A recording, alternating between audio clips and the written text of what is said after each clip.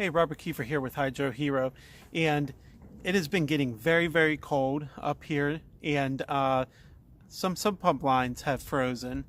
So one of the ways that you can avoid that is by having us install a freeze relief, right? So what we do is we take the sub pump discharge line into this freeze relief, convert that over into a 3 or 4 inch pipe, and it goes down underground and then away from your foundation. If the actual line freezes, the water will shoot out of here and not back up the sub pump. Smart thinking. Give HydroHero a call to install a freeze relief and have the discharge line for your sub pump go away from your foundation. Make sure you don't have any water intrusion problems. Give us a call, 302-321-7077. Find us on the web, hydrohero.com.